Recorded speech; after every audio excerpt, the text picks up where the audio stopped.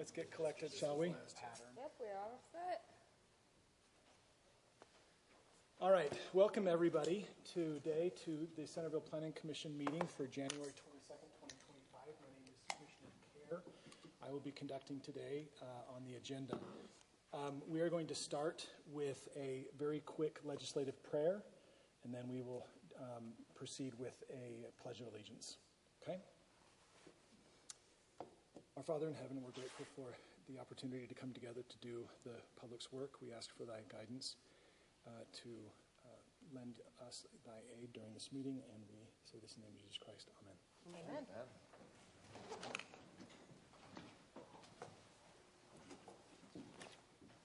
I pledge allegiance to the flag of the United States of America and to the republic for which it stands, one nation, under God, indivisible, with liberty and justice for all.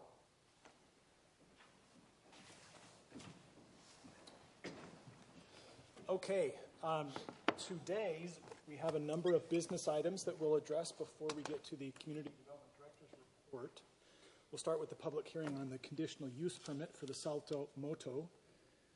Ms. Deweese, are you proceeding on that, or will Mr. Agate take it? Right, thank you very much. All right. So, just as a preempt, when talking about a conditional use permit, we are asked to look at the code section 12.36, table of use.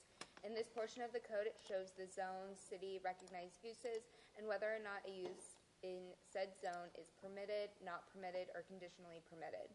If a use is conditionally permitted in this zone, the city has the review criterion that staff and commission members consider when a conditional use permit application is submitted.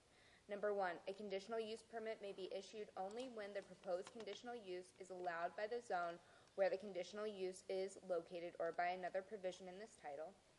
The proposed use will not be detrimental to the health, safety, or general welfare of the persons residing or working in the vicinity or cause injury to property or improvements to the vicinity. Number 3, the proposed use of the particular location is necessary or desirable to provide a service or facility which will contribute to the general well-being of the neighborhood and the community. Number 4, the proposed use will comply with regulations and conditions specified in this title for such use. And number 5, the proposed use will comply with the applicable provisions in the general plan. No conditional use permit shall be authorized unless evidence presented meets these 5 criteria. The staff report will address this criteria by either presenting evidence that the applicant, Nathan Cook, submitted, staff has acquired on behalf as act of good nature, or staff proposed solutions to potential adverse effects from the conditional use permit. So, as I always do, I'm going to assume that you guys read through it, and I'm just going to hit the key points. The applicant, Nathan Cook, has submitted a request for a conditional use permit to establish a business within the Shorelands Commerce Park. The proposed business falls under the category of vehicle and equipment rentals for sale and will primarily focus on the sale of motorbikes and related merchandise, with plans to potentially include a mechanical component in the future. Currently, the Shorelands Commerce Park does not permit vehicular repair activities. Should the applicant wish to pursue this type of use, a zoning text amendment would be required. The property in question is located within both the Shorelands Commerce Park and a designated community development area, the Bernard Creek. The proposed use is consistent with both the existing and projected future land use within the Shorelands Commerce Park. So going back to the criteria, number 1, for a conditional use application to be approved, there's a list of requirements that need to be met per CZC 12.21-100E3. Number 1, will the proposed use be detrimental to the health, safety, and general welfare of persons residing or working in the vicinity or injurious to the property or improvements to the vicinity? I said no, but staff has expressed concerns about this location, the timing, and necessary screening measures for this trial of use. To address the location concerns, the applicant has identified a trial use location. The applicant assured staff that the trial rides will be confined to adjacent properties west of the building, identified as parcel 06416-005. Access to this property will be from the west side of parcel 06416-001, where the showroom will be located. Parcel 06416-005 is secluded from the neighboring businesses, which is where the trial runs will be. West of the property lies land owned by Davis County, where the Legacy Parkway Trail is located. To address the screening measures, the city will follow the Shorelands Commerce Park District design standards. The city recognizes that screening parameters can be costly. Staff recommends granting the applicant a conditional use permit for vehicular and equipment sales business operations, but deferring approval for the trial test use area until screening measures are established and verified through a site visit by the zoning administrator. To address the concerns about the timing and trials, the city police indicated directions for planning staff for their discretion. Police Chief Ackerson noted that the city noise control ordinance. Staff believes that so long as the trial use of the site is performed between the hours of business operating and outside of the hours of 9 p.m. to 6 a.m., the noise will not be an issue to the residents and local business owners due to the seclusion of the property and the limited amount of noise that is expected. With these parameters established, staff believe that the health, safety, and welfare of the community will not be impacted by the conditional use permit granted Salto Moto to operate the proposed location.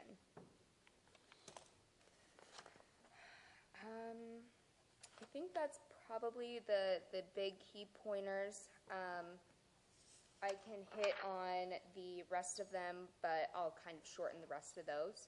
So number 2 is the proposed use of the particular location necessary or desirable to provide a service or a facility which will contribute to the general well-being of the neighborhood and community.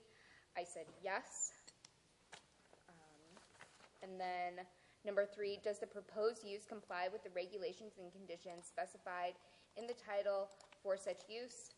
I also said yes. Staff have reviewed the factors that are listed in CZZ 12.21-100E subsection 5, numbers 1 through 10. Because we've reviewed all these factors, we've addressed them in this report. Simple measures including screening, dust mitigation will need to be implemented to meet the requirement standards. One notable aspect of this application is that the applicant's potential interest for adding a mechanical repair shop for the business. This is classified under Vehicular Repair Limited, which is not permitted in the Shorelands Commerce Park, once again. The applicant has informed of this restriction and is aware of the steps that they need to do to accomplish this. And then number 4, the proposed use will comply with the applicable provisions in the general code. I said the city has plans improvements that will enhance the accessibility and connectivity of the area, ensuring the adequate infrastructure to support the proposed business and surrounding developments is already established. So in summary, based on the findings, staff recommends approval of the application with the following 7 conditions outlined in the report.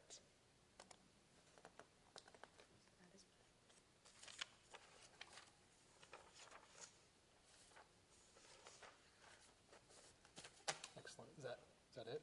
That is. Okay, perfect. A question, should I Yeah. wait for her later? Yeah, I was going to open the floor to questions for staff. Oh. If you have questions for staff, do. we can start those now. Can you please pull up a photo, I don't have my computer in front of me, sorry, of the area where they want to do the trial riding? Absolutely. So I went there today and I took a few photos.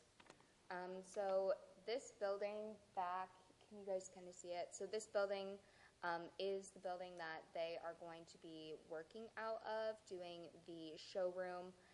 And this area right here is actually not going to be the area that they're going to use. I'll kind of flip back through. So back here to the left is where the actual building was, and then this back area is where they will be performing this.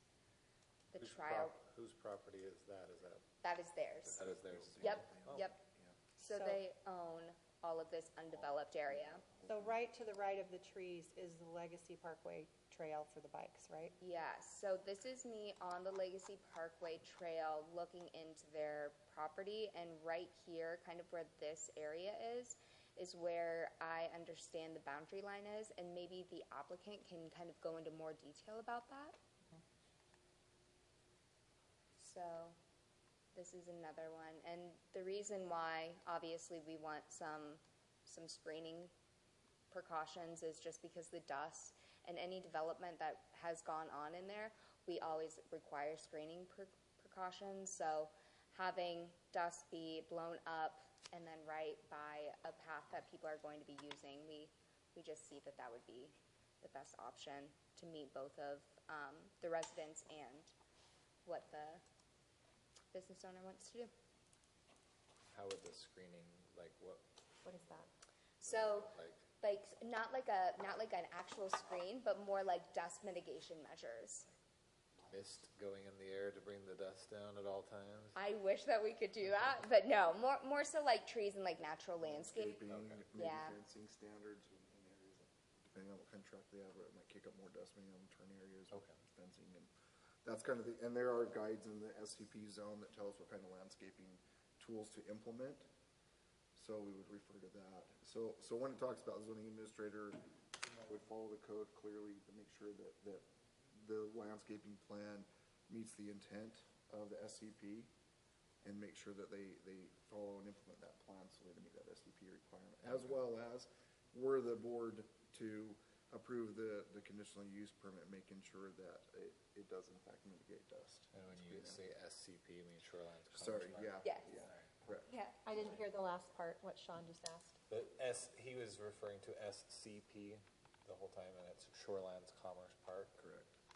It's It's a quick, the zone, right? yeah, a quick reminder, SCP is a very large area. It's about, I think it's just under 100 acres of land that's zoned specifically for future development.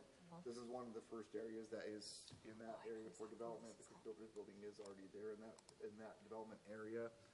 So, making sure that we apply the zone standards correctly and the mitigation correctly with landscaping is important, because it can even for future development and concepts along that area. So you're just saying that the parameters that we have as a city is just to say basically that they just have to have appropriate landscaping? The landscaping measures need to meet the SCP standards for Right. landscaping, Right. as well as show dust mitigation strategies if that is the decision of the board this evening to do so. Is that something that we ask the applicant, or is that something It that? can actually be a condition of approval in this case, because we're looking at the health, safety, welfare of overall businesses in the area. So it is a legitimate request. Yeah. I'm looking at the businesses in the area, and I'm also looking at the bikers and the walkers right there. That's why it's been raised by the planner as a concern. I use that biking path quite a bit, and I would not want dust in my lungs while I I was bike using there it. all the time too, yeah. There's enough bugs on that. Enough. Eat I get my dust, too. protein from them. Yeah. Smile and take it in. So the screening you're anticipating is going to be located only on 0005? Correct. Yes, where they will be doing the trial runs. Okay. They already have adequate landscaping based on the site plan that was approved when they put up that building before. So as I see it, that if we are just doing it strictly to mitigate the dust measures, then that's where the landscaping needs to be. My follow-up question is, and this I'd say might go to Lisa, but also to you, Sydney, is should we require as a condition a unity of ownership between the two parcels, so that the parcels not be owned by different owners? They are owned by the same person. I know now. Currently, but I can say, I had some of the same thought process, to be honest with Mason. I don't know. That's a good question. Or, yeah, like a single, I mean, we have ordinances that say, that address shared parking on a separate parcel, but this is a unique circumstance for, this additional use. So the conditional use permit would be granted for both parcels. Contingent on ownership remaining And that could- the that- same for both parcels. That's true. A statement like that would clear up that concern. Is that I don't know if you feel the same, Lisa, but I can see that. Something to think about. My final question is, in the proposed conditions, number 1, it says, quote, "The conditional use permit approval shall not be transferred to another similar user unless approved by the city." I think I understand the intent there. I'm wondering if we just omit the word similar and we just say not transferred to any other user unless approved by the city. That's rather perfunctory, but a thought. Those are my questions. You guys have any? Okay. So, Sorry, I do Go have, ahead. well, this isn't, maybe this is more of a question for the audience. Go ahead. okay then. Yeah. Excuse me, I'm editing No. myself here. That's fine. And we can circle back. So next, the applicant will, who is here to represent the applicant? Sir, if you'll come to the podium, state your name, your position, and feel free to give a short summary, a presentation of your position or any questions or answers to what we've talked about. Okay. Yeah, I'm Nathan Cook, so I'm the applicant. And I own Cook Builders too, so that building and J&L Garden Center owns, so we all own it together, J&L guys and us. So yeah, we got into dirt biking recently, and it's pretty fun, so. And my buddy I do triathlon too, and he has a bike shop, and he sells us all bikes for cheap. So I kind of set up some boutique, like Italian and Spanish brand dirt bikes that we'll be selling out of there. It'll be, the intent is for it to be just like, it'll be a store, it'll be open, but it'll really just be like my guys in the office, like that sell to their friends and stuff. And we'll sell to the public too, and we'll have a store, but it'll be pretty low key probably. We don't have big ambitions about it besides we'll probably sell 100 bikes out of there a year or something, but so it's pretty low key.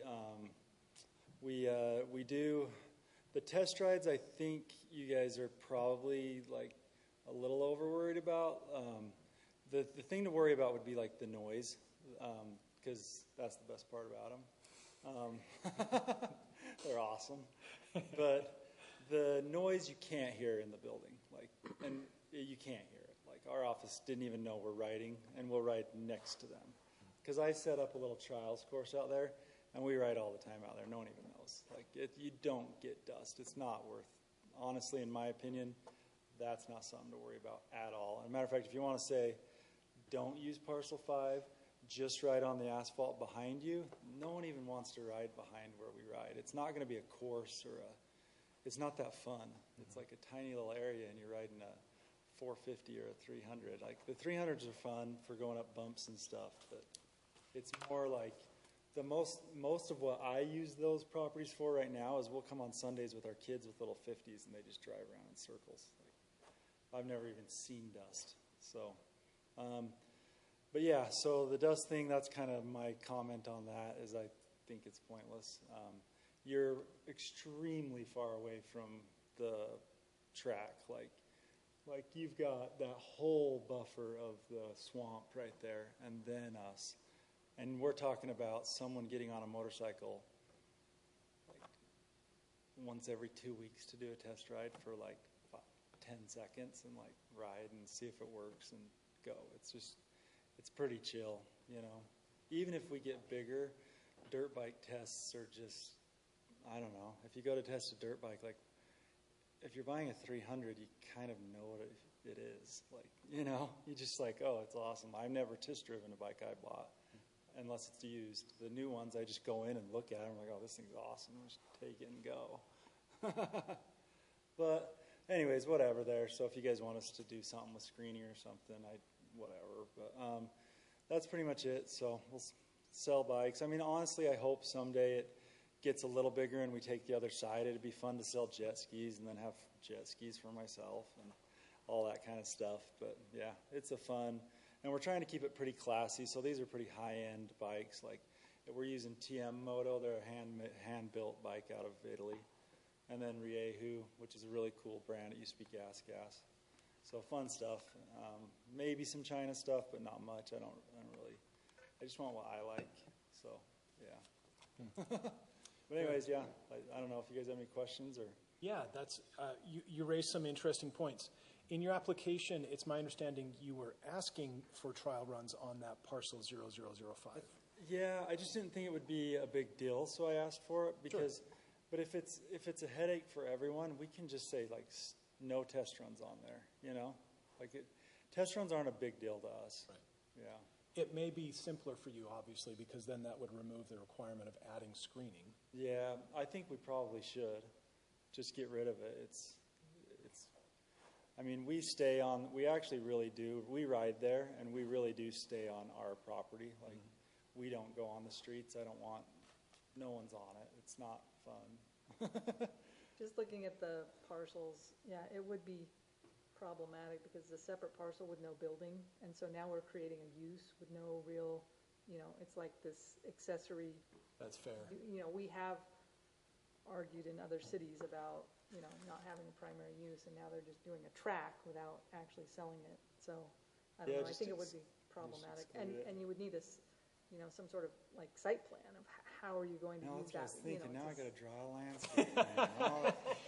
We don't even care. We just want to stick it in a trailer. That's fair, and we don't want to be an impediment to the fun. So here's the deal. question then. And maybe this is irrelevant, but do you know what you're going to do with that 0005 parcel in the future? Yeah, mostly we kept it, mostly we have it just to have for my construction company. Like sometimes we talk of putting a building back there. Sometimes they draw like storage units or something. I don't even know if that's in the code. I don't know. I don't like storing stuff. Like I don't let my guys bring stuff back from jobs. So I like probably a building, you know.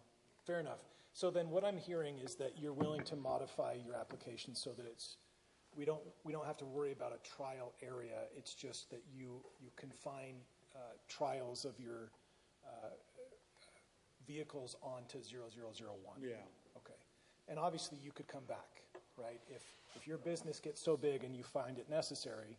That's what I think. So if we get bigger, and it would be fun to get bigger, I guess. I don't know. I'm just like doing it and selling and having fun and having clothes and letting your friends come in and they have clothes and then there are people and you just have fun. Like it's fun. But yeah, and I hope it does get bigger, and then I hope I come back and say, hey, we'd like to do it on the bigger parcel and have this little thing, and then we talk and you guys are like, it's too loud, you can't do it. But it'll be fun. Okay. So then, obviously, we're not going to impose that condition. What I'm hearing you say is that you're going to modify your application. Sure. Okay. Yeah. All right, fair enough. Do we have to come back if I do that? No. Okay, good. No, we'll take care of things. But, you have your right to a due process and your right to ask for something. Oh, yeah. And I want to make sure that you're heard. Let's modify it and just stick to that one property. That's so much easier. Okay. Yeah, test runs are such not an important thing. Okay, Yeah. that's fair. Well, given that modification, what questions do we have? And before I open it up again, my last question is, would you be okay with us imposing a condition that you comply with the noise ordinance? Oh, yeah. I didn't think that would be a big ask, but I thought I should ask. Yeah. Okay. I have a question on that parcel that you're going to modify it to where your building is, 0001. Is that just dirt and pea gravel and whatever? Or is it all asphalt or what? It's all paved. It's all paved. It's all paved. Yeah. Okay. Has some nice stamping in it too, so it follows the guidelines. Okay. In the back. All right. Eliminated my questions. Okay. I mean, from the gist of this, I think I know the answer, but just to be sure, I'm sure you're aware that you can't do maintenance, but I just want to make sure you're aware that there's potential you could never do maintenance there. That's something you're aware of, right? Yeah. Okay. I don't even have a mechanic anyways, so. Not yet. Thank you, Mr. yet. Cook. Train your sons. Well, someday, and then we'll come and do the headache part, because that'll be harder. So. Right.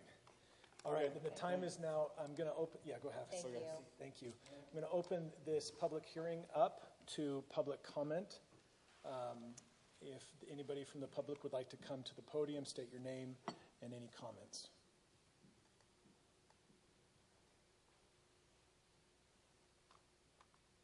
Waiting the obligatory 7 seconds, nobody appearing. I'm going to close the portion of the meeting that's the public hearing, and then we're going to go back. Since there's no public comment, there's no response necessary from the applicant, we'll go to further questions to staff, or if you want to recall the applicant. None appearing, we're going to go to debate. Anybody want to lead out?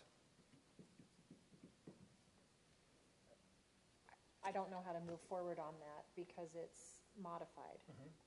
Well, let me restate it as I understand it. And Mr. Cook, if I have misstated it, you jump up at the podium, okay? So I understand the current applicant, the application to be for a conditional use permit so that, let me read it.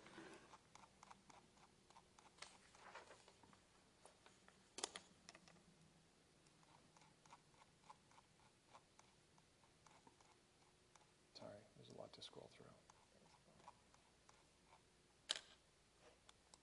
So we would be potentially recommending approval of this application that Mr. Cook be allowed to have a conditional use permit for the sale and storage of these vehicles with certain conditions, and those conditions being that there be no mechanical repair on the property, and if that becomes a request, then we would have to revisit it through other means.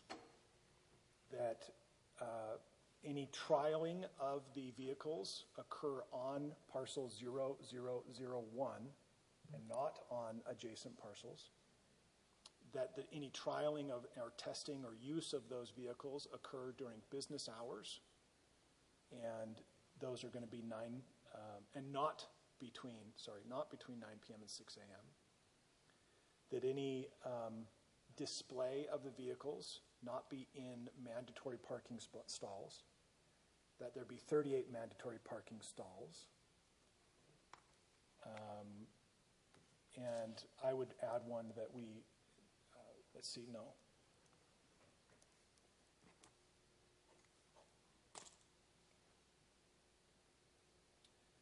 that the business shall obey all applicable local, state, and federal rules and regulations concerning conditional use permits and noise ordinances.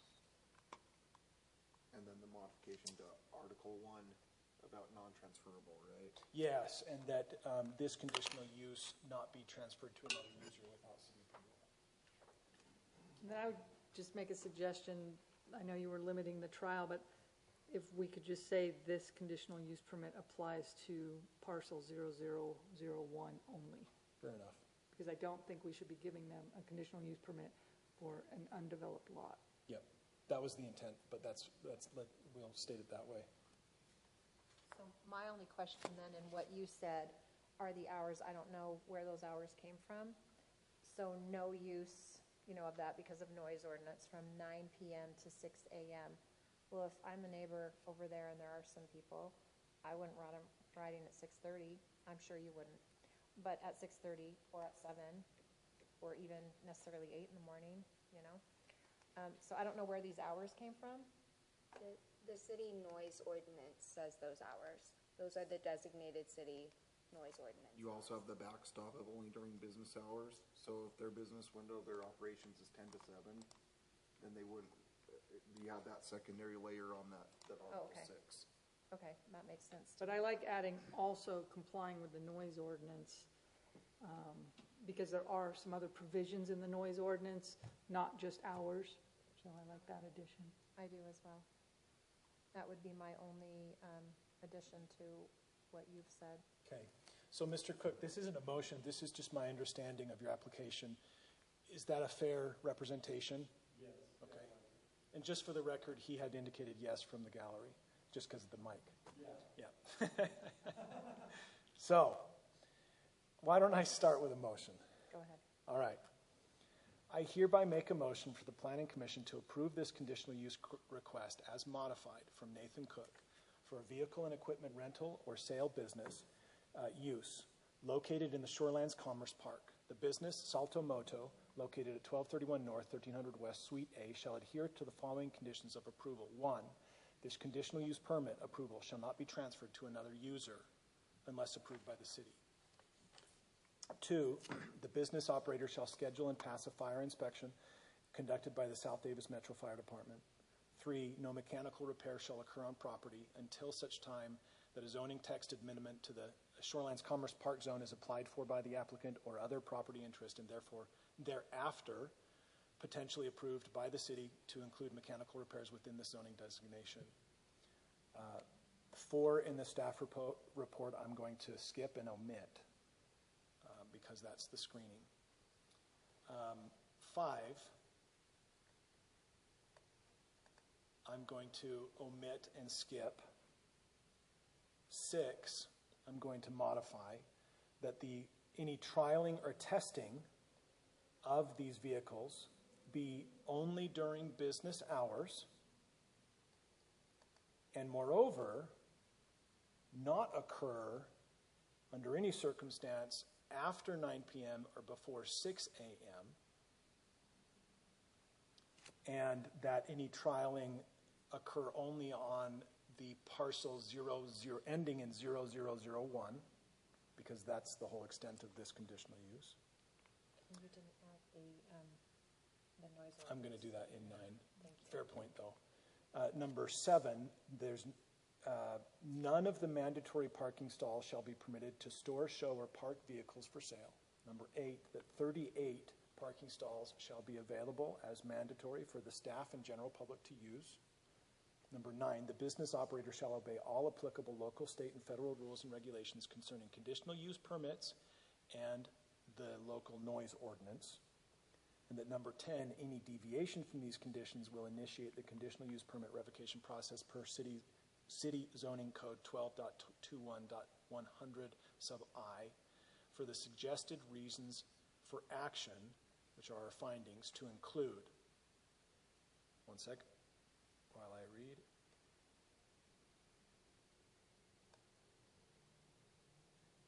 Suggested reasons A, B, D, and E as noted in the staff report. I omitted C simply because that's screening. That's my motion. You did good. I know you added one thing about this is only, but if we could just add an 11, that this conditional use permit is only for parcel number, whatever that is, Fair 001. enough. And I will take the suggested amendment as number 11. Number 11 will be that this conditional use permit applies only to the parcel ending in 0001 and no other parcel. I second. Okay, we have a first and a second on the table. Any further discussion? No, it's How about we start here with Commissioner Hoth? Aye. Aye. Aye? Aye. Aye. Okay, it's unanimous. Thank you, Mr. Cook. Good luck. Want to go over that again? No. Thanks, That would be fun. Nathan.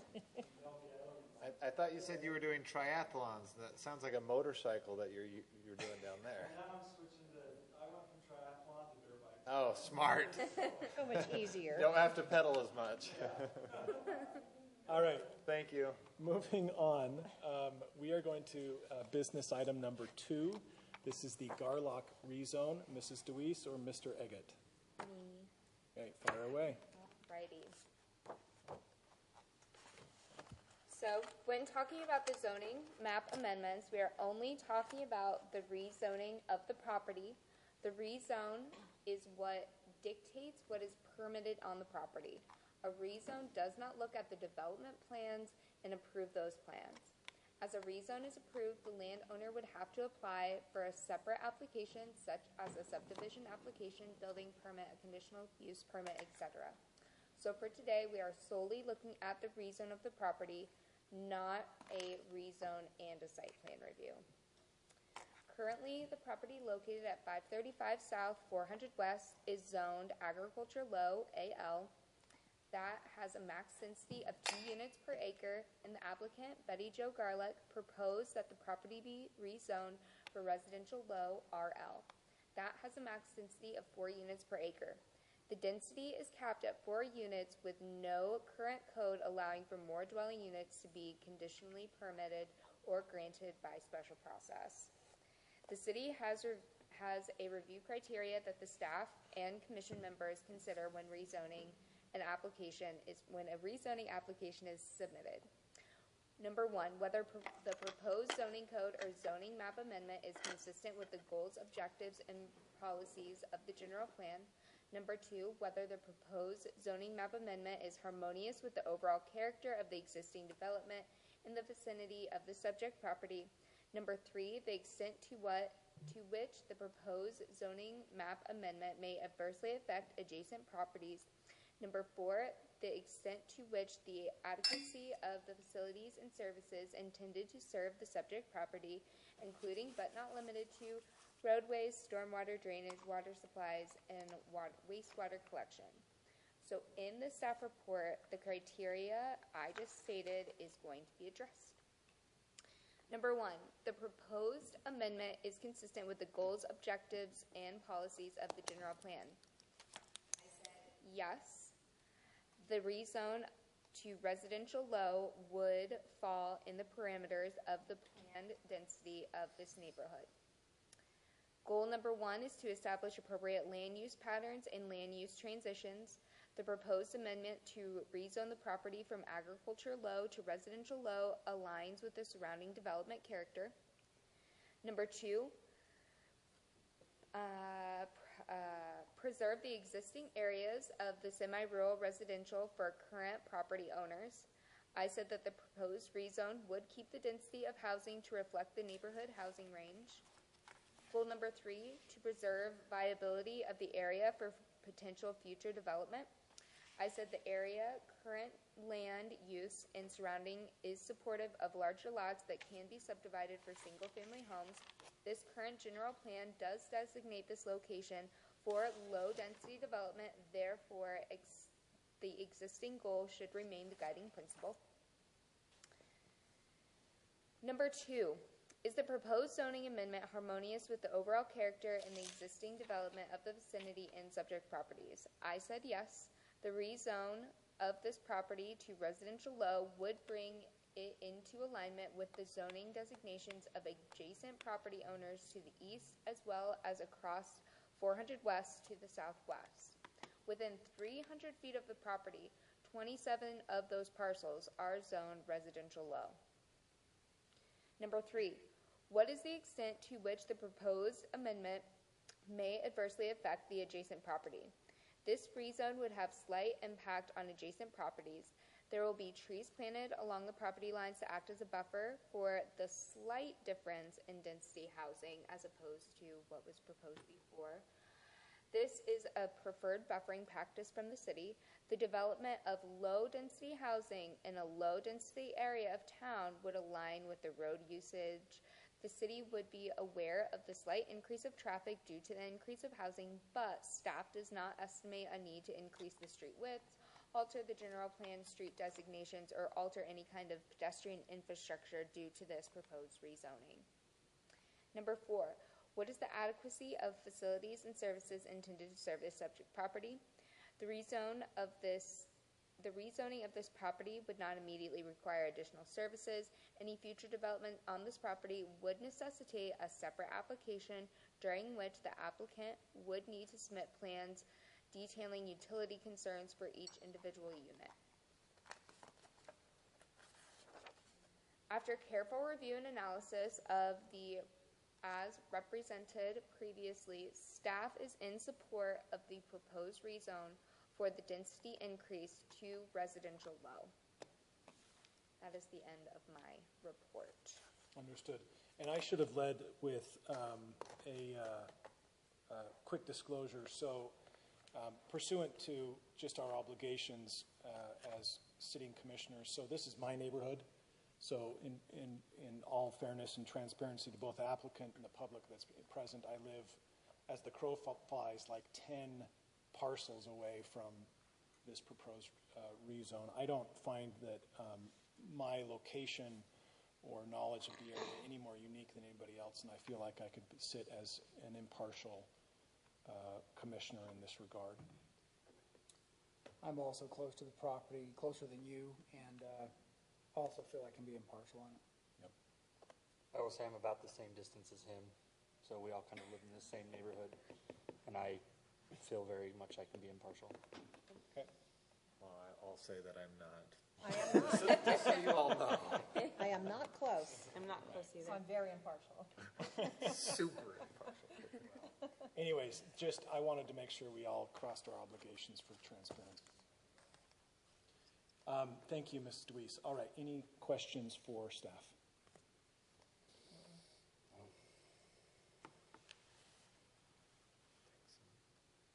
All right, who is here to represent the applicant? Very good. If you'll come to the podium, state your name, position, and... Hi, I'm Betty Jo Garlock. I'm the applicant and neighbor. Excellent. Would you like to add anything to what's been presented so far? I mean, no, it's pretty much all stated there. If you have had questions for me, I can bring up if you submitted something. If not, then no big deal. No? Okay. Okay. I feel like questions about site layout, parking, et cetera, are not appropriate for this meeting. This is just about the zoning. That would be addressed in the site Accurate. Yep. review, right? Yes. Okay. Okay, good point. All right. So any questions to the applicant?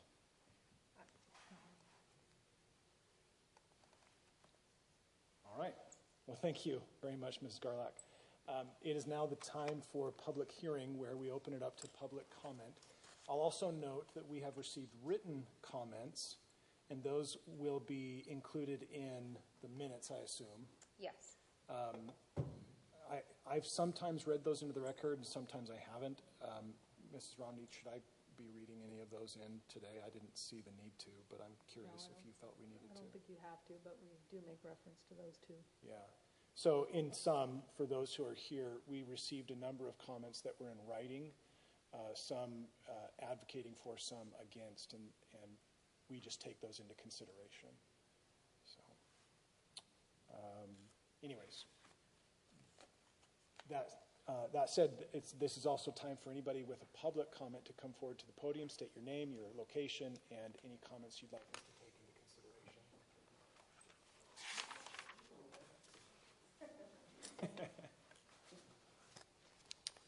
Good evening, Arthur Colton from Centerville. Ms. Deweese, I think you said that it was zoned for 4 units per acre. When I Googled Centerville planning, it was 1 unit per acre.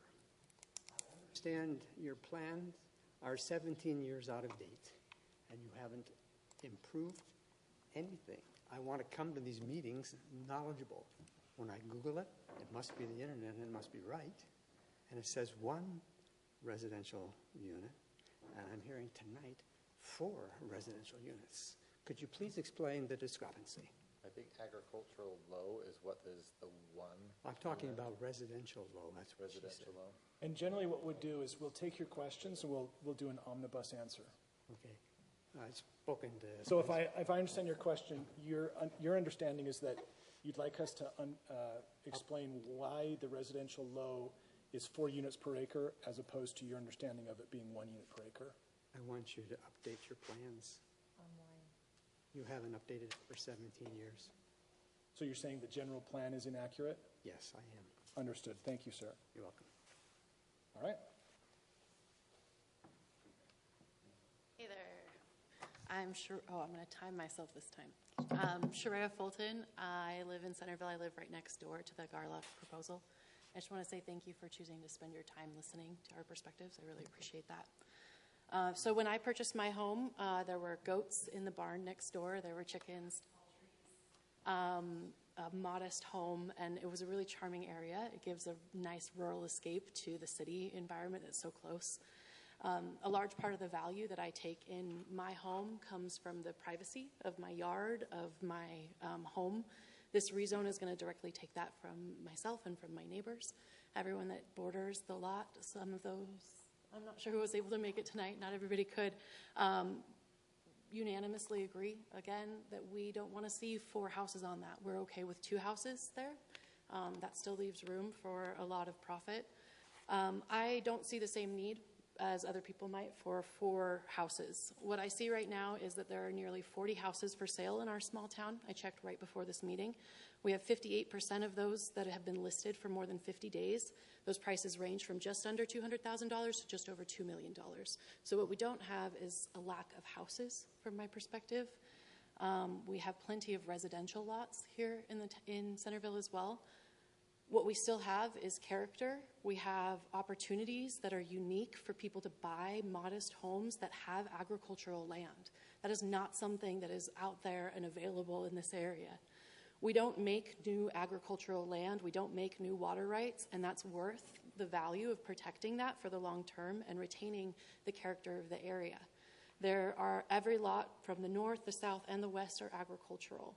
So while the area is zoned for residential low, this spot hasn't been taken up by that quite yet.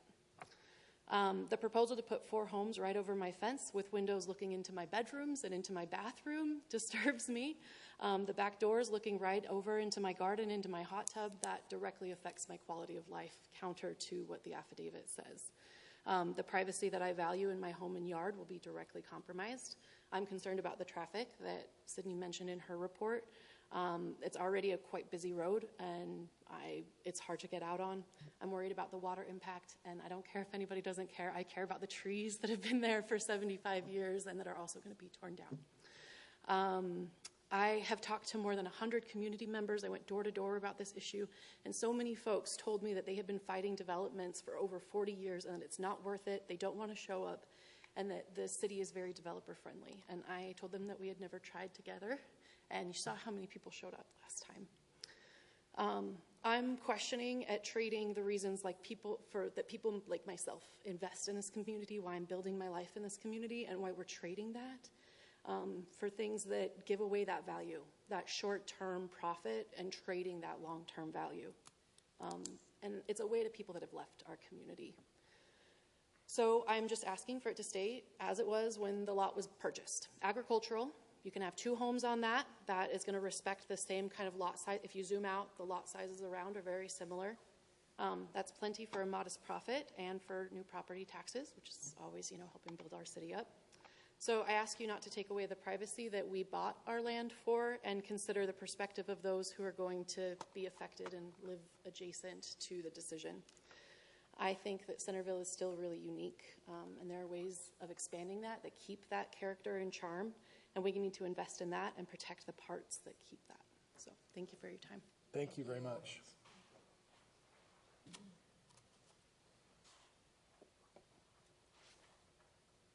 Any additional? Yeah, there you go.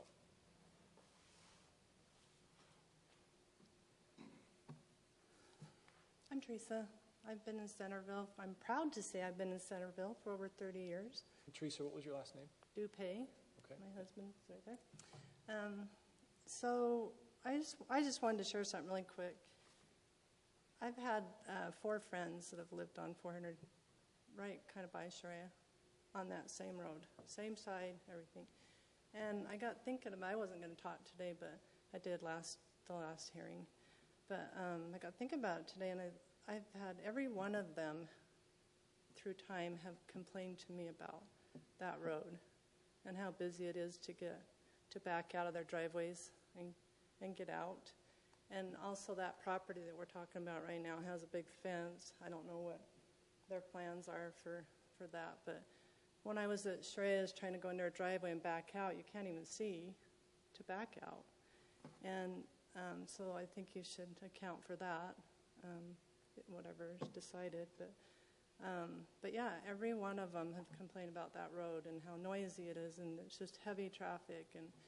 And so when they said 4 houses, I was like, whoa, because my friend also was the one that lived in that home that we're talking about right now. And so, sorry, I'm losing my train of thought. So I worry about that. And I just had a friend that just barely moved a month ago, and she's like, I am so glad to get away from that road. She said it's so loud and just so crazy. And so last hearing, when they were talking about the police, or the firemen having a hard time getting in there, and the ambulance, it just causes a lot of chaos trying to get in there. I'm with Sharia 100% that 2 is plenty for that lot. I think 4 is ridiculous. And also, I go to Shreya's a lot, and I've been up in her upstairs, and this is a historical home. And I don't know if any of you have ever been in her home, but if you the windows are very different.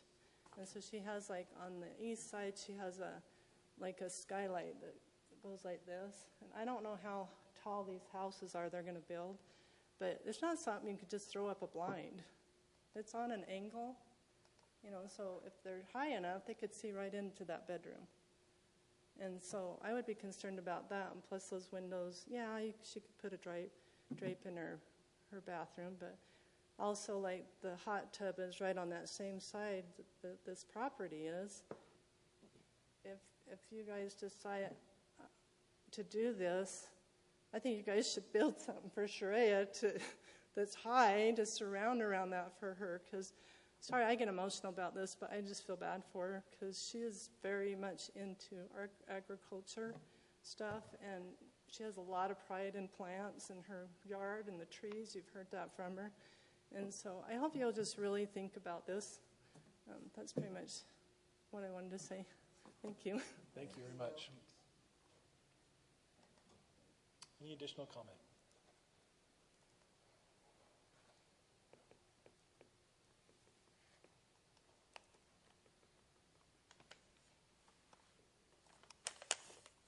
Good evening.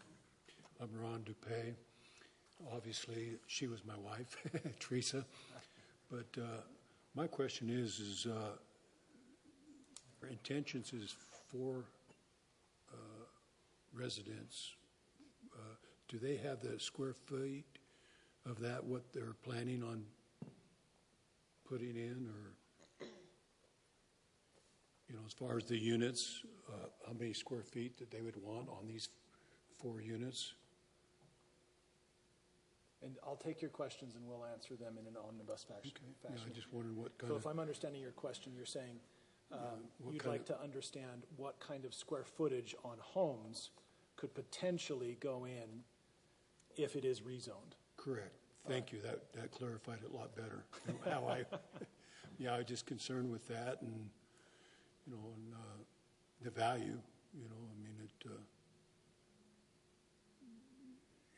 Where it's zoned for single family home. So that just my concern would be that. Okay. Thank you, sir, very much. Thank you. Thanks for your time. Thank you. Any further comments? Questions? Okay, so seeing none, we're going to proceed to the applicant response phase to the public comments. So, Mrs. Garlock, this is the phase at which you have an opportunity to respond or to answer any questions or give further information.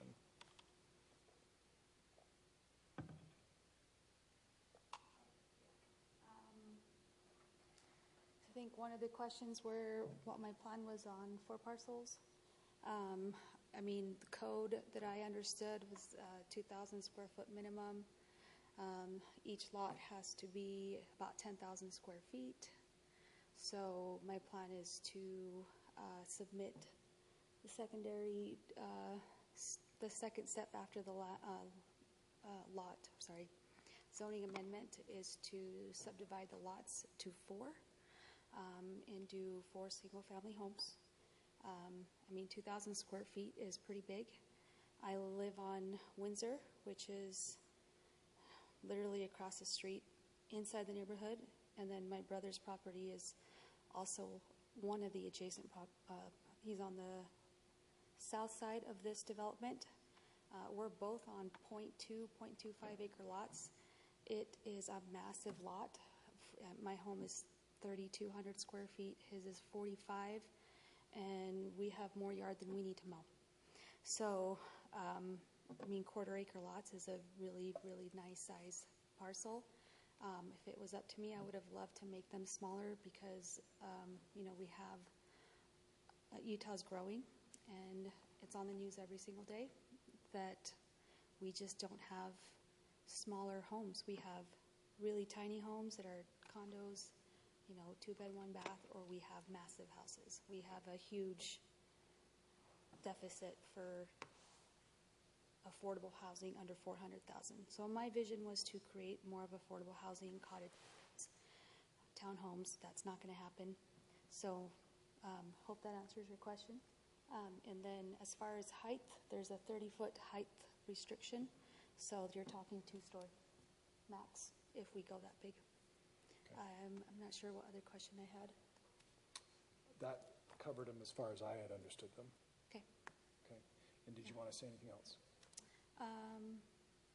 No, I've been part of this community my daughter's 13. My kids have grown up here. I love this community.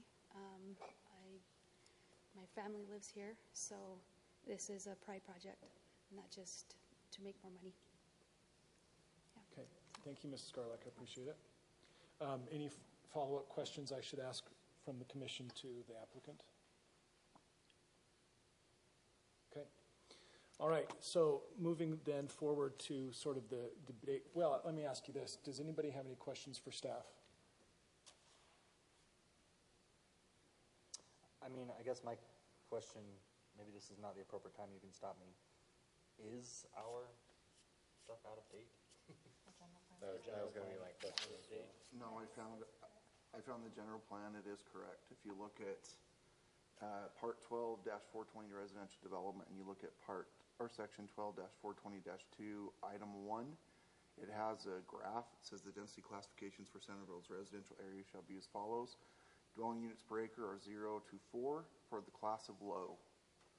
That's right out of our current general plan, not even any update. So Okay. that's And we're in the currently process of updating that as well. right, but even the current general plan does reflect 4 units to the acre as a maximum. So depending, For the residential low or agricultural low, whichever. For density, for the residential areas. Yeah, some of that's accurate. Yeah, for residential low is the class, yeah. And then medium, it has 5 to 8 as recommended and 9 to 12 for high. okay. Well, hold on. Sorry. Just because we've closed down the comment period, it's the dais only. And obviously, zoning code also reflects 4 units to the acre, and that's obviously the legalistic application of that. And Just to clarify that, currently it's zoned agricultural. The request is to change it to residential low. If it remains zoned agricultural, 4 would not be allowed. It would be half an acre parcels. Be 2. The requirement's half acre parcels, yeah. Were you finished with your questions? Okay. do you have some? Well, I'm just reading some of my notes. I Okay. always make notes. No, yeah, while you're thinking of that. So I do. Sorry, I can't recall names very well. I didn't write your name down. And this was addressed last month too. A little concern about the emergency vehicles coming and going. That obviously was a big problem if it was going to be townhouses, no availability to turn around or anything. If it's 2 parcels, that's not a problem. I wouldn't see that would be as big of a problem, I should state that. With 4, I don't know how the road is. Is it just, I guess I'm asking you, Sydney, is it like a cul-de-sac? Are we trying to do a cul-de-sac? Are they going to stack them? So 2 things. Number 1, I don't know if discussing the site plan is appropriate at this time of the rezone. Okay. So that is one comment. And if I am not saying okay, so I mean, you can talk about it conceptually, but we need to be careful of creating a perception or expectation of what it will be. Exactly. Correct. So to her comment, that's what she's saying. So if somebody did say go in and want to subdivide up to 4 units, it could be something along the lines of a cul-de-sac, a hammerhead, or as long as it is not longer than 150 feet, then it could be a dead-end road. But once it hits 150 feet, that is when fire code kicks in, and that's when a turnaround is needed. Got it. Okay. All right. I just brought that up because that was addressed again as a concern, so I just kind of wanted to get a little more information on that. Absolutely. And anytime that like a subdivision occurs, we make sure to have a DRC, which is a Development Review Committee, where all the departments in the city, as well as the fire, Davis County Fire comes and reviews the plans and makes sure and approves of them to make sure that they are safe enough. Yeah, the fire marshal attends all our development review committees, so they will be sweet. present for that discussion at a future development review work to go that direction. And before we get too far away from it, this is the way I understand it currently. As currently in use and zoned, there are two structures on this parcel. Allowed to have two No, structures. just Currently, there I'm just are telling you, there are two structures on this property. the home and then the shed, is that what Right. you're calling? It's like a barn, yeah. Right. Yeah. If the barn catches on fire, how's fire going to access it? Think about that, right? Think about that in what way? I guess I'm trying to follow your train of Well, thought. there's not currently a road to it, is what There's he's no saying. road to it. Right? So if anything, he's saying the roads, putting a road in for four houses may be more Or beneficial. putting a than road what in for any houses. For any house, Any number of houses. could increase fire protection. That said, I mean, we have obligations and responsibilities for fire protection and suppression. And so far as it's within reason, it's within reason. If you need to run a hose, that barn, if it's on fire, they're going to run a hose, regardless of whether it's a barn or a house. Correct. So that's the way I see it is, what are we parsing? We're parsing between what exists and what could exist. And I think we need to not look forward and say it cannot be for and also ignore that the current situation is problematic just as much as we're claiming there's a problem for other structures back there. It's equally problematic. You're trading an orange for an orange. See, I look at it differently. I don't think that it's problematic because a road, well, I have to be careful. I'm speaking to an attorney. No, just a planning chair. Chair care. Let's set that aside for a second. Put it aside. I mean, they could have put in a dirt road, or the fire department could, drive right in there as it is, right? As it currently exists. So I don't think that is a problem. It's obviously never been a problem in the history of that parcel as far as we are aware. So when you say you're trading, oranges for oranges, I don't actually completely agree with that because I think that could be remedied. The fire department's just going to get in there and do whatever they need to, whether it's just driving in or, maybe the applicant is going to put in a dirt road going back there, or, whatever is going to happen with that. When you said that, I just didn't agree with that completely. I just didn't feel like that was correct from my point of view. Got it. Yeah, and that's what the debate's for. I love it. I love it. That's why we have so many people. Yeah. And also, since I'm already speaking, I will just say that I think that we also need to, which I think we do a great job of, is listening to, both sides and hearing the people and hearing their concerns, voicing their concerns, and the people that live there and live around there and purchase there for that very reason. I think that that's really important.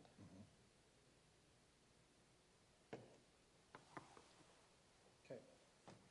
Additional comments or questions? I'm sure there's plenty. You guys have anything to say about anything? Discussion portion. This is Yeah, the we're discussion discussing. portion. I mean, I would just say I was completely against what was proposed last month. I think that was excessive. That being said, I live on a quarter acre.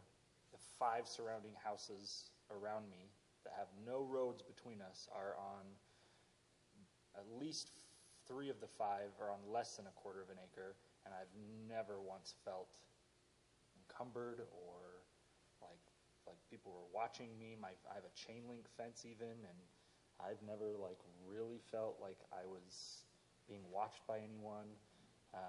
Again, none of the houses around me are tall, but We have to take into account the footprint. So if these are only 2,000 square foot homes, or 2,500 even, it's not a very big footprint. yeah, my house is I think a 4,500 Yeah. square foot house. I'm just say that to say I have never once felt like I was being watched.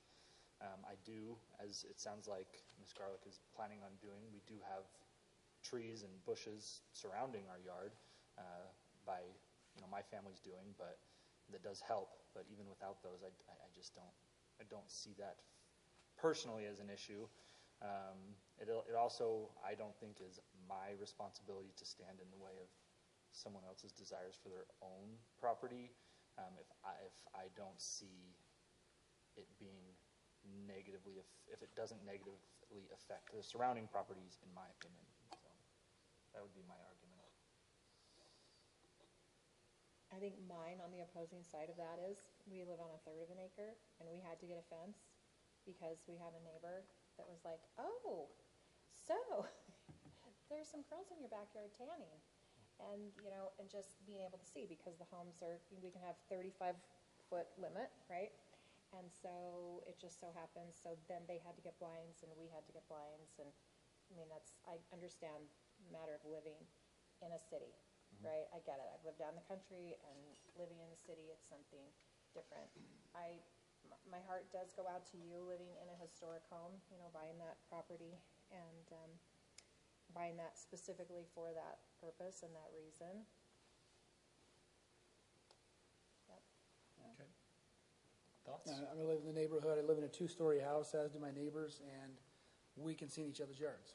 For sure. It's a reality of having neighbors. That's not unusual, or that's not really a hardship, in my view. That's typical, standard residential neighborhood stuff. Which is what we are. Yes, yeah. To me, that alone is not a reason to prevent this. I feel like, and remember, there's space between them. They're not right up against each other on a 1/4 acre lot. So, at any rate, I think the staff's done a really good job of going through the goals of the general plan and explaining how this does not violate those goals. And so that all seems in line for me. I wouldn't have objections to the proposal. Your last comment was kind of my thoughts as well, as they've gone through the general plan and looked it over. It doesn't really violate anything against what our general plan is, and especially in that part of the neighborhood. I don't even think it would violate the plan in any part of Centerville. It matches the neighborhood in regards to the acreage per density, because I went out around it today and looked. All the homes around it are about 1/4 of an acre lots. My neighborhood's very similar. Plus, we are the friendly city by the lake, so I think people are going to be friendly living that close. Tongue in cheek, but I don't know. It matches the area, whereas before the high density was a little bit out, even though there was some high density, within a half block of it. But I think the residential low matches basically every neighbor around them. Yeah, and the neighbors directly surrounding them, to their point, are agricultural low. That's kind of that section. But However, behind them and to the north is different. Correct. Just directly northwest, 2-3 parcels, there's residential medium. Yeah. And then directly next to that, there's a residential low. And I'm pretty sure, and this, maybe I shouldn't say this because I don't know for sure, but I'm fairly certain, because I know those families very well, that those were changed and in my lifetime to be residential medium, residential low. And it was interesting to see some of those same people here arguing against some of this. So I also find it fascinating, as this is an aside, 327 West on Windsor is agricultural low with as small of a lot as that is. Mm-hmm. That's a non sequitur. Anyways, any other commentary on the end? Thoughts?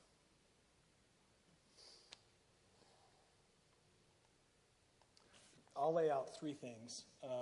First, you've seen me in the past. I'm sort of an advocate for increasing use and density along this west corridor. I think that looking forward 50 and 100 years into the future, we have responsibilities as planning commissioners to think not only for us, but also for future generations and future uses. 400 West is becoming a major artery, more than I think anybody has anticipated, but certainly it is a major artery. And major arteries are really good locations for medium uses.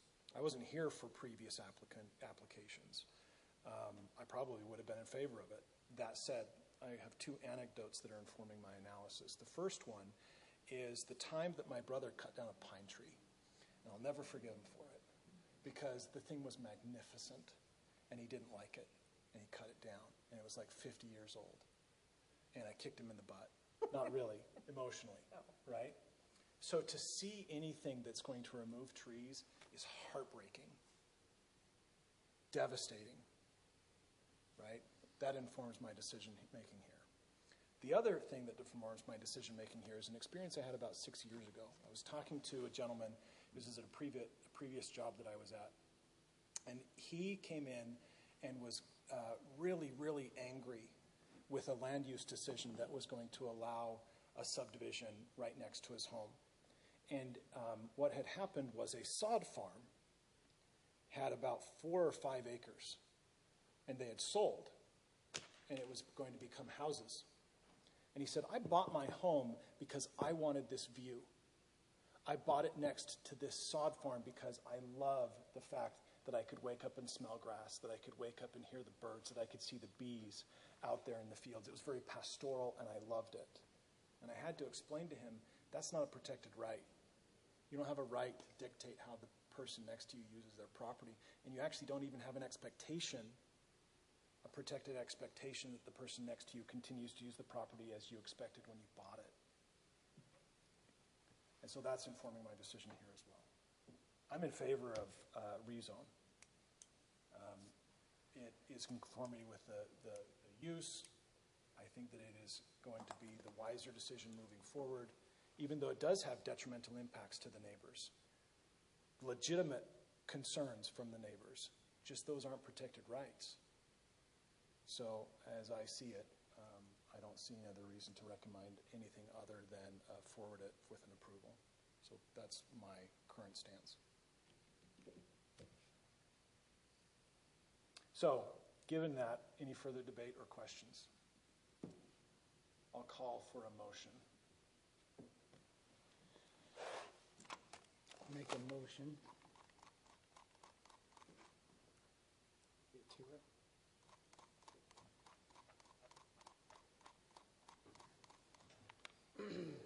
So to be, let's see, with no proposed amendments. So I hereby make a motion for the Planning Commission to recommend City Council approval of the zoning map amendment for the property located at 535 South 400 West, known as parcel 03-001-0076, from agricultural low to residential low zoning based on the following findings, 1 through 4. Okay, I have a motion on the table. Anybody for a second? I second that motion. Okay, I have a motion and the second on the table. Any discussion or questions? Real quick note, just it should be findings 1 through 3. 4 is a catch-all if you want to add more findings. Fair enough. Gotcha. Correct that to 1 through 3 findings. Very good. With that correction, anybody questions or concerns about the current phrasing of the motion? So then procedurally, this is how that will work. We'll vote. If you are against it, you can vote against it. If you think that there should be an amendment to it, we could take amendments. But generally, we'll start with the motion as proposed. Okay, so I'll start on this end. Aye. Aye. Nay. Aye. Aye. Aye. Okay, so that passes with 1 nay, the rest aye. Okay, that's it for that. We thank you, everybody, for your participation. This has been very, very helpful. All right, moving on to the Community Development Director's report. Great. I wrote down a few items to keep me on track. So if you have any questions as I'm talking, let me know. The first item I wanted to point out is legislative session has started up as of today, officially. We had our legislators here last night for the city council meeting. So we had Representatives Ray Ward and Paul Cutler here. And then we had Senator... I can't think of his name now. Todd Weiler. Todd Weiler, yeah, Senator Todd Weiler was here as well. We did not have Senator Adams, but I'm sure with him being the chair, he's probably busy elsewhere. So anyway, they talked about their current goals and plans. There are some, I guess the right word would be fairly robust or impactful housing legislation tools that Ray Ward is bringing forward that are quite aggressive. We're not sure what the final format of that legislation will look like, but one of them deals with exterior accessory dwelling units being mandated. No cities can restrict those. One of the standards is minimum lot sizes are 4,000 square feet, and that 4,000 square foot minimum bill has also by right establishment of housing to be allowed in commercial zoned areas. So that could be impactful. We'll see what the final format. Are you seeing my face here? Yeah. They're impactful. Yeah. What? They're huge. They're in the very initial step of what they look like, so we don't know what they will end up looking like. But he yesterday defended his cause very strongly, even though the council was asking him good questions. And anyway, we'll see how that looks at the end of it. So. Did I catch at the beginning? You said ADUs would external be by right. By right, and currently Centerville City does not allow. That's ADUs, correct. Is that right? Only internal. Yeah, by right. That would change a lot. It would change a lot. I know I have several friends that have had issues like wanting to create an ADU because they're like in Bluffdale, we all can have ADUs. Yeah. And we get calls frequently. Well, she has an asking for that. My friend So- was talking about. We'll keep you posted if that occurs. I think they're going to. Representative Cutler is working on Representative Cutler is working on a cannabis odor ordinance. I believe he's been working with our attorney a little bit. Has Paul been working with you? Yeah. On that, trying to get that right. So that's helpful. One of the key terms of his ordinance is that a cannabis grower have their facility solely in a building by themselves, that no other business be in that building. I think That was a key piece of legislation that I think would be very helpful for future cities dealing with these issues. So we'll keep you posted. Those are some of the highlights. But yeah, and then I guess the other one is that they're reevaluating the moderate income housing plan because the tool they expected to be is not yielding the results they were hopeful of. And so they're reevaluating that tool and the requirement for cities to do it and seeing what other solutions might be out there, either to make it a better tool that is more util for the state and or changing the timelines of that reporting so it can become more of a tool. So I guess lack of a better way to say it is I think they're recognizing it's not working the way they had hoped, and so they're reevaluating what to do with it. So those were some of the key highlights. I'm sure that whether it be at City Council or in these meetings, Lisa or I will try to keep you updated on what's going on, but clearly pay attention also to anything. If you're not linked in the Utah League of Cities and Towns, they do legislative updates on their website, so be sure you follow that. And then obviously follow council meetings as well. Just a quick note, we are starting also very early phases already of the city's budgeting cycle. So it just started up, so departments will start working on that. And then obviously as we get into March and April, we'll start doing more commentary and review with the city council and start to refine those numbers. The next item I have on here is the general plan update. You'll see out there in the foyer, there's a bunch of documents, I guess not documents, but presentation posters that have been set up.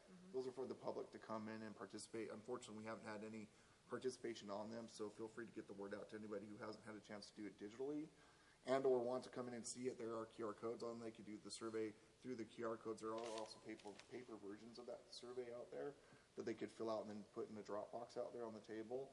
There's stickers out there and labels so that they can write directly on it. I don't know that that's as understood as that's the allowance or expectation with those posters, but that is available to the public. That will stay up that way all the way to the open house. That will be on Thursday, January 30th from 6 to 8 here. And I believe that the plan in talking to our general plan, talking to Chris, is that he'll keep those up and then bring additional materials and documentation for the public. And staff will be here and we'll interact and mingle and try to give assistance and guidance on what that process is and what is the general plan. So that is definitely an active opportunity as it comes. And it will stay as such until the end of the open house on Thursday the 30th at 8. And then the final thing I wanted to note that we haven't forgotten the fences and walls discussion on the code. But we did have a development on that. Mr. Jensen decided to, after all that debate, just follow the current standard and found a way to solve his problem working with the current code and contractor. Both Cindy and I have talked to Mr. Jensen and the contractor and found a solution to address it. So even though he was the one that started that discussion, he no longer has a need to see that discussion through. But we got far enough along that I think we'll still bring it forward. Is it appropriate to ask you what he's doing? He just decided to follow the code as it's currently established, and we talked through how to make that work, and he showed us renderings of it and what he understood to be the code, and he's like, I'll do that, that's fine. So just a lower. So it's just it's tiered, it kind of tiers up and then steps like that down where appropriate and meets the code. Well, luckily for him, he's getting some resolve, so we just need to fix it so that the next Right, person. yeah. So we'll work on it and bring it back, if nothing else, at the next planning commission meeting. If we have no other agenda items, we'll bring it forward, or if we have a lighter agenda, we'll bring it forward and try to get some resolution on it. Okay. So that's the update, and I don't know, Lisa, any mandatory training? Oh, we do have training planned through the state ombudsman, right? Yeah. What day is that? The 26th, February 26th, a representative, I don't know what he would be called. He's coming to train us. Land use training. Yeah, land use training. I reached out to him. He was in a conference call that I was in, and he had those offers, and it would be really good for the city to have it and for the planning commission. And it provides, each year we have to have 4 years of training in some format or another. It takes about 4 hours. It feels like years. Yeah, It feels like 4 years. It'll cover 1 hour of that training mandatory. Okay, so we need to be sure. And this is one of the ombudsman's staff members? I'm not really too sure. I can give you his information Cindy was tomorrow. able to coordinate it with the What was his gentleman. name? Do you remember? Absolutely not. No. Nope. I know. Never mind. I'm worthless. Don't worry. She had been communicating with him back and forth by email quite a bit, so I'm sure we could find it even if No, after the it'll meeting. be easy. It's okay. You do It's have okay. the It's a matter email of back. curiosity, nothing more. I know that. Well, I'm glad it was on the record that I don't know what I'm doing, so thanks. I didn't make that inference. I don't know, I guess, Lisa, I'm kind of punting to you. Are there any other mandatory trainings that you'd like to do with the planning commission in the next few months? Not that I have on my radar, but I don't know if you've received your conflict of interest forms, but we'd like you to fill those out by the end of the month. That was the one that was sent out a few weeks ago, right? Yes, That it was digital, I just clicked. Oh, good. We had some training on those for the elected officials, because there were quite a few legislative amendments. Elected officials actually have to fill out a completely different form that's now 5 pages, but there weren't really any changes for planning commission and employees, so. And if you get to fields where it's empty, just put in NA. Yeah, It so might block the how prior much fields. version, you had to say NA, or it wouldn't let you go on, and I don't know if they've fixed that, but you may have to actually fill out each, we're trying to fix that, so. Yeah. Not as tedious, but. That's it, that's my report. Okay, thank you for that report. Moving on to minutes from the December 11th meeting that I was absent from. So, I looked through this, I didn't see any typos. Anybody have any amendments or nits? No, I thought that they were accurate. Yeah, I agree. I'll entertain a motion. I'll make a motion to accept them. I second that motion. All right, I have a motion for unedited plus a second. All in favor say aye. Aye. Aye. None opposed. I will take a motion to close. I motion to close. I'll second. Motion and a second. All in favor say aye. Aye. Aye. That's unanimous. Thank you, everyone. Amazing. Meeting in a while. For what it's worth.